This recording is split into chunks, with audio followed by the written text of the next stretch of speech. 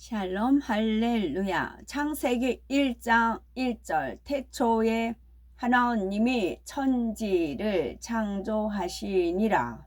아멘. 창세기 강의 첫 번째 근본의 하나님입니다. 창세기에 대하여 창세기의 저자와 기록 연대 살펴보겠습니다. 창세기의 저자는 누구일까요?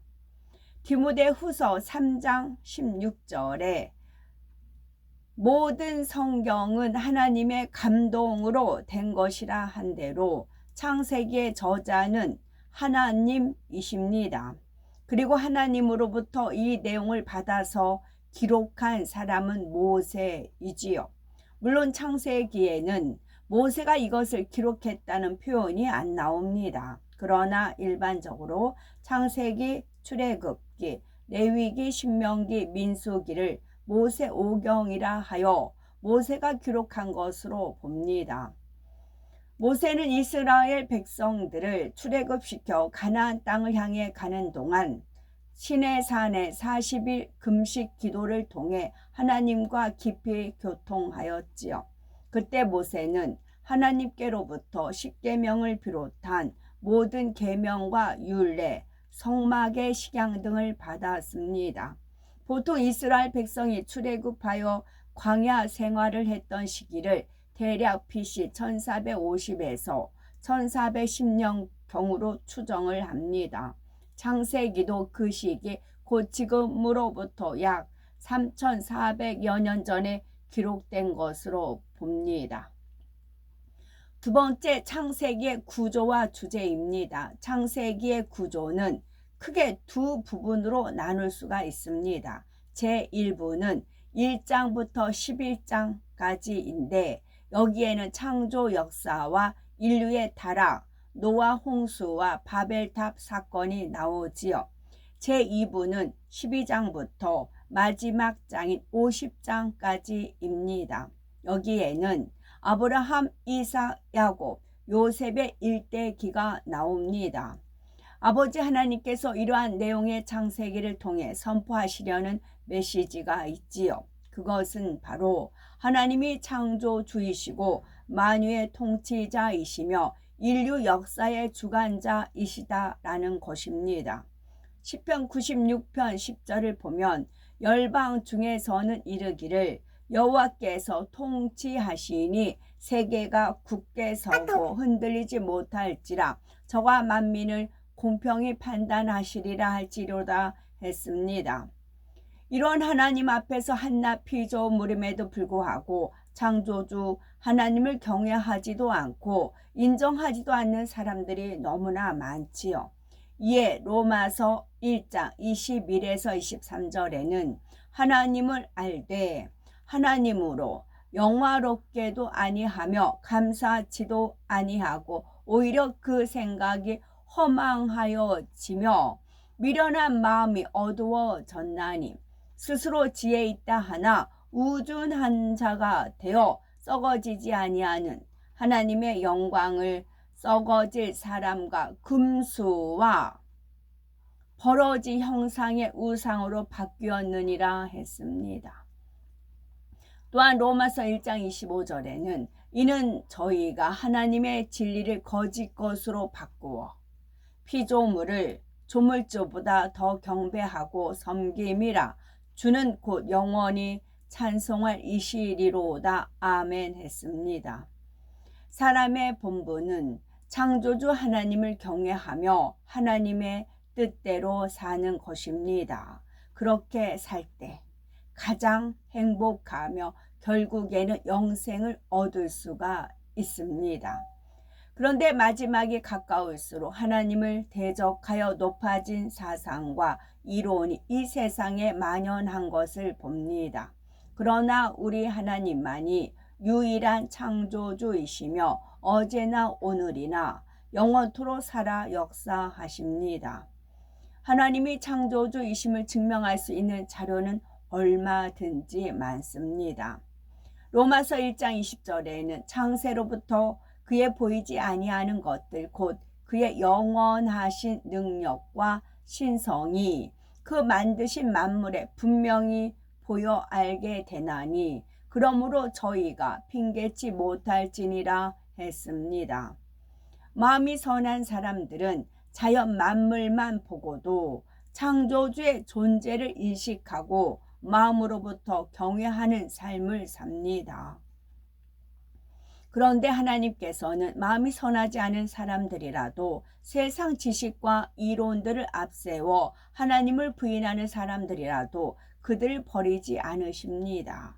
사람으로서는 도저히 할 수 없고 오직 하나님으로서만 할 수 있는 일들을 이들 앞에 수없이 나타내 보이시지요.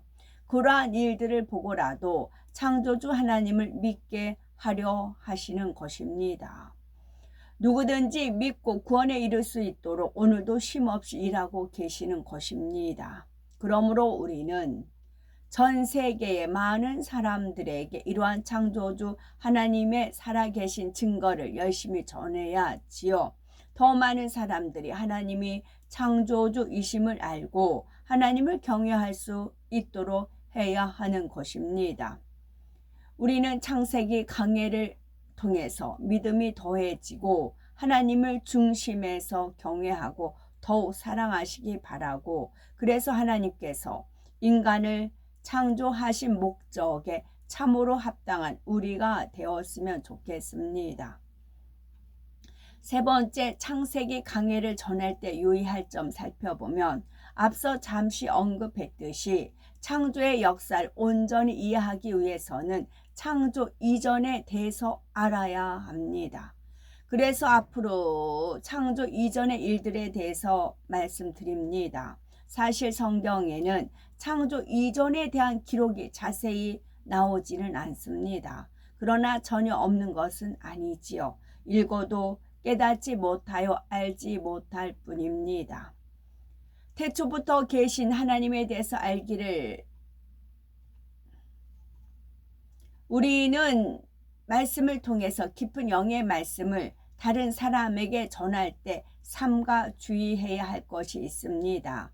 어린 아이에게는 소화하기 쉬운 음식을 주어야지 단단한 음식을 주면 자칫 소화를 못할 수가 있습니다. 이는 영적으로도 마찬가지이지요. 고린도전서 3장 1, 2절에 사도 바울도 형제들아 내가 신령한 자들을 대함과 같이 너희에게 말할 수 없어서 육신에 속한 자 곧 그리스도 안에서 어린아이들 대함과 같이 하노라. 내가 너희를 저주로 먹이고 밥으로 아니하였노니 이는 너희가 감당치 못하였음이거니와 지금도 못하리라 했습니다.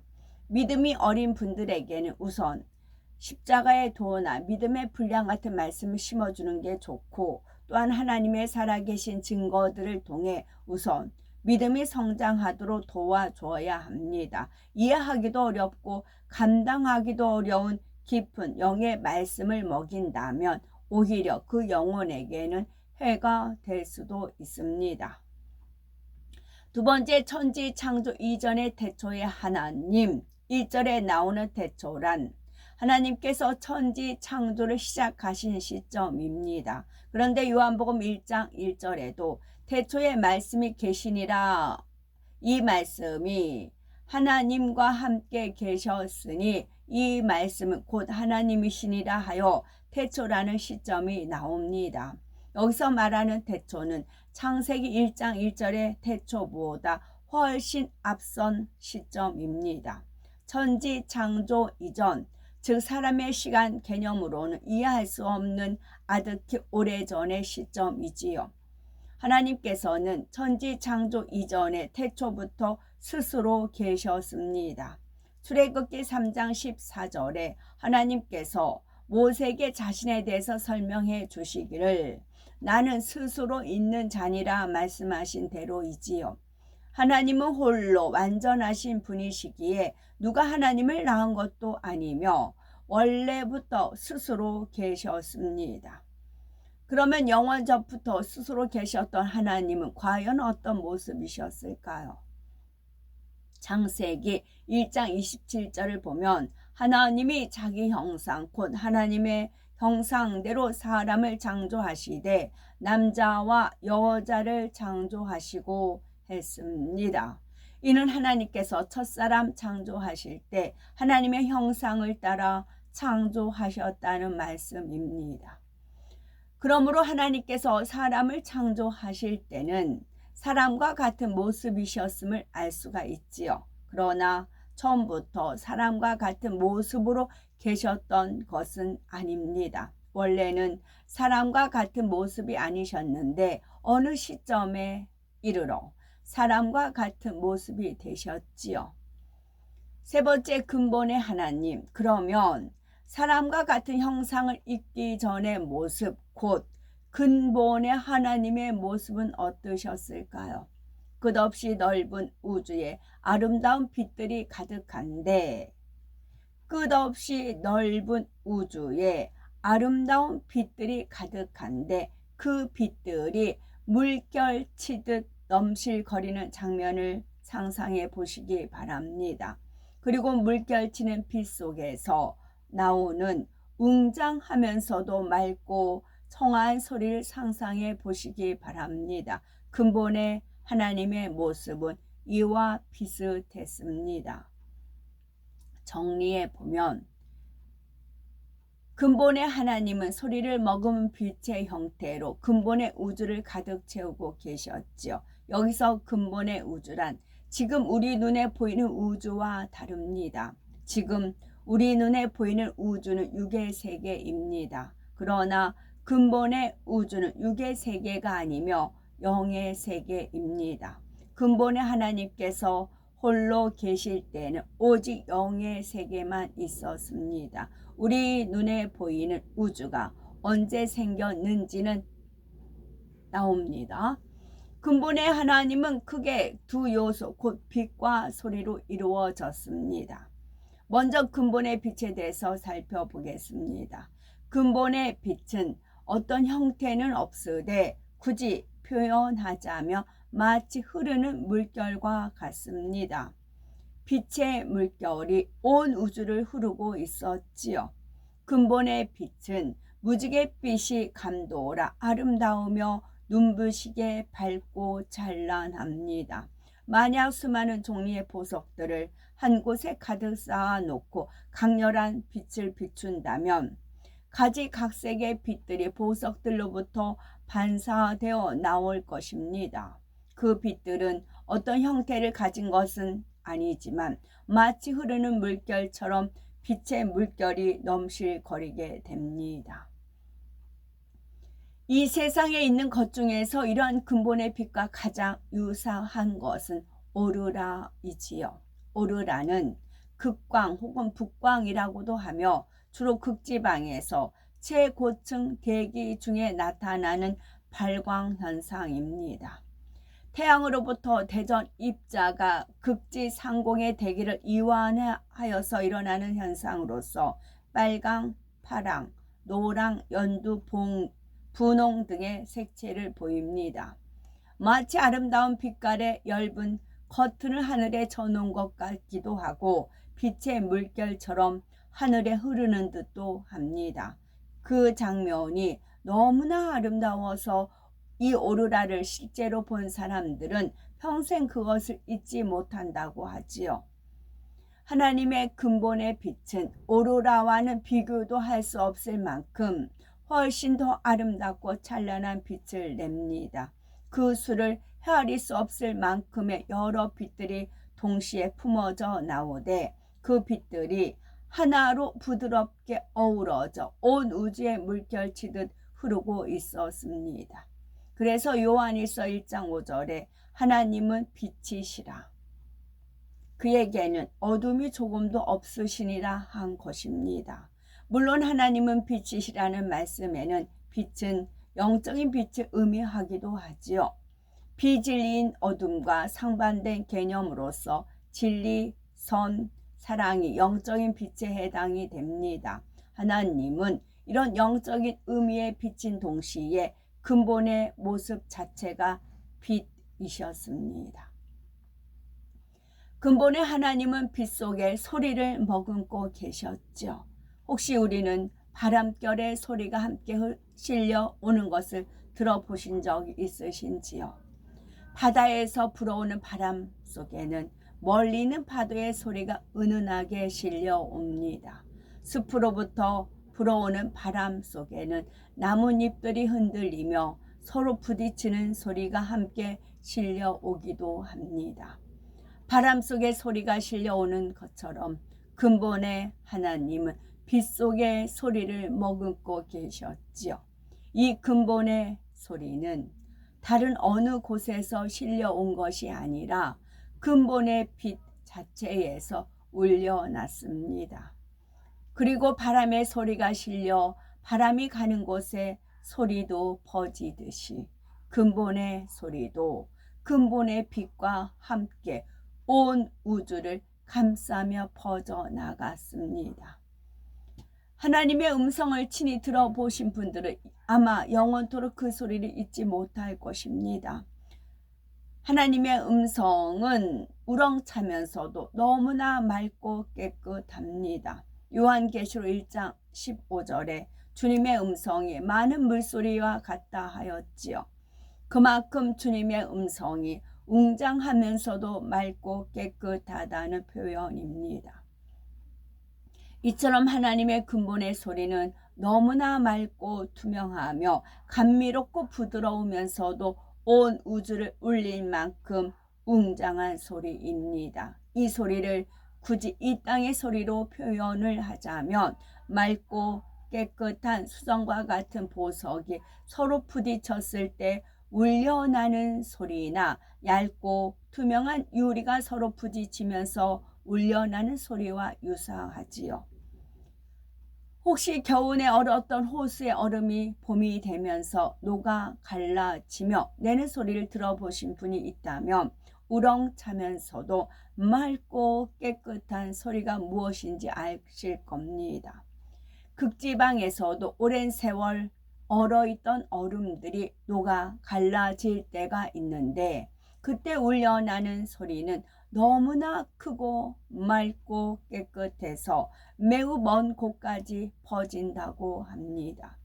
물론 근본의 하나님이 빛 가운데 머금으셨던 소리는 이 세상의 어떤 소리와도 비교할 수가 없습니다. 다만 조금이나마 이해를 돕기 위해서 이 세상의 소리에 비유한 것이지요. 그런데 이 소리가 바로 요한복음 1장 1절에 나오는 말씀입니다. 태초에 말씀이 계시니라. 이 말씀이 하나님과 함께 계셨으니 이 말씀은 곧 하나님이시니라 했는데 여기서 태초에 계셨던 말씀이 바로 근본의 빛 속에서 울려나는 근본의 소리를 뜻합니다. 성경에서는 하나님을 소리라는 형태보다 소리의 본질인 말씀으로 표현한 것이지요. 그리고 말씀이 내용이라면 하나님은 그 내용에 붙여진 이름입니다. 예를 들어서 모든 사람에게는 이름이 있습니다. 그런데 이름은 각 사람을 부르는 호칭일 뿐이지요. 그 이름이 그 사람 자체는 아닙니다. 이름이 같은 사람들이 많이 있는 것처럼 이름만 같다고 사람이 같은 것은 아니지요. 따라서 각 사람의 이름보다 중요한 것은 그 사람의 본질입니다. 하나님의 본질은 본향, 본질, 본색, 본전. 하나님의 본질은 말씀이요. 그 말씀은 빛과 소리나는 형태로 근본의 우주를 가득 채우고 있었습니다. 그런데 앞서 잠깐 영적인 빛에 대해서 말씀드리면서 비진리, 악, 죄가 영적인 어둠이라면 영적인 빛은 진리, 선, 사랑입니다. 그리고 근본의 하나님께서 빛 가운데 머금은 소리는 말씀이라 하였지요. 바로 이 말씀은 진리와 선과 사랑 자체로서 영적인 빛과 속성이 같습니다. 이처럼 진리, 선, 사랑 자체인 하나님의 속성을 영이라고 합니다. 진리, 선, 사랑 자체인 하나님의 속성을 영이라고 합니다. 이러한 영의 속성 자체이신 하나님께서는 그 형상도 영이십니다. 즉 우리 육의 눈에 보이는 육의 형상이 아닌 영으로 이루어진 형상이지요. 그래서 예수님께서는 요한복음 4장 24절에 하나님은 영이라 하신 것입니다. 근본의 하나님은 영으로서 소리를 머금은 빛의 모습으로 근본의 우주에 널리 퍼져 계셨지요. 그 세월은 육의 시간의 개념으로는 이해할 수가 없는 영원한 시간입니다. 그런데 영원한 시간 동안 홀로 계셨던 하나님께서 어느 때에 이 넓고 광활한 우주와 내 마음을 알아 나와 서로 사랑을 주고받음으로 내 마음의 감동을 그에게 전달해 줄 때 그것도 그것을 받아 그의 마음을 내게 전달해 줄 수 있다면 얼마나 행복하고 감동이 될까, 이런 마음을 품으셨습니다. 하나님의 마음을 감동을 줘요, 상대에게. 그러면 상대가 그 감동을 받고 하나님 은혜와 영광에 감사해서 그 감사한 마음을 하나님에 돌려드리면 하나님이 기쁘셔요. 그런데 하나님께서 감동을 주셨어요. 그런데 어떻게 해요? 지가 잘나서, 내가 원래 이렇게 잘나, 영적으로 이렇게 탁월해. 그리고 이제 그 감동을 다른 사람한테 자기 교만이라든가 뭐 이제 그렇게 하나님 앞에 돌리지 않고 꿀꺽하는 거지요. 그게 누구예요? 원수마귀 사단이라고요. 이런 마음을 품으셨습니다. 우주의 모든 것을 함께 느끼며 서로 사랑을 나눌 수 있는 또 다른 존재를 원하셨던 것입니다. 처음부터 신성과 인성 두 가지를 다 가지고 계셨던 하나님께서는 모든 것을 홀로 누리시기보다는 다른 누군가와 함께 나누고 싶으셨지요. 그래서 새로운 역사를 시작할 마음을 품게 되신 것입니다. 그 새로운 역사가 바로 참 자녀를 얻기 위한 인간 경작입니다. 그리고 인간 경작의 터전이 되는 천지 창조이지요. 이에 하나님께서는 가장 먼저 하신 일이 있습니다. 하나님께서 감동을 줘서 내 마음에, 하나님의 마음의 감동을 그에게 전달해 줄 때 그것도 그것을 받아 그의 마음을 하나님께 전달해 줄 수 있으면 하나님께서 얼마나 행복하고 감동이 될까. 여기 해당하신 분이 누구였냐면 에녹이었다고요. 에녹. 하나님께서는 무지갯빛이 감도는 아름다운 빛 가운데 소리 곧 말씀을 머금은 채로 온 우주에 널리 퍼져 계셨다 했습니다. 이처럼 홀로 계셨던 하나님께서 천지 창조를 계획하신 이유는 바로 사랑을 주고받을 수 있는 대상을 얻기 위함이었습니다.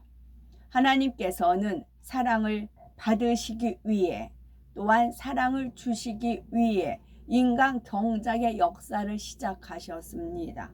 그런데 하나님께서는 그 사랑을 받기보다 먼저 무한한 사랑을 나타내 주셨지요. 천지를 창조하신 모든 역사도 하나님의 사랑 가운데 하나하나 이루어졌습니다. 아이를 잉태한 어머니는 태어날 아기를 위해 할 수만 있다면 가장 좋은 것들을 준비하는 것처럼 하나님께서도 사랑을 주고받을 참 자녀를 얻으시기 위해 놀라운 하나님의 지혜와 능력으로 천지 창조의 역사를 이루셨습니다. 이러한 하나님의 마음을 항상 기억하고 중심에서 하나님을 더욱 사랑하심으로 하나님께 행복과 감동을 드릴 수 있는 복되고 아름다운 우리가 되셨으면 좋겠습니다. 아멘. 해보라님께서 그 혜은이 씨 음성을 원래 내 목소리야 그러시더라고요. 저 혜은이 씨가 이제 노래 가수 했을 때 저 내 목소리야 그러시더라고요. 그때는 그게 이해가 안 됐었어요. 근데 그 혜은이 씨가 그 가수왕이 됐던 게 사랑은 영원해, 영원한 사랑이, 사랑은 영원해, 뭐 그런 타이틀이었잖아요. 그럼 혜은을 거꾸로 하면 은혜예요. 혜은을 거꾸로 하면 은혜예요. 원래 하나님 자체가 음색이 은혜로우셨던 거예요. 은혜로우시며 거룩하시며 그러잖아요. 그런 하나님의 음색이었어요. 하나님 것을 이제 사람들한테 베푸는 거죠. 나누어 주는 겁니다. 그랬을 때 하나님께서 저 목소리가 내 거야.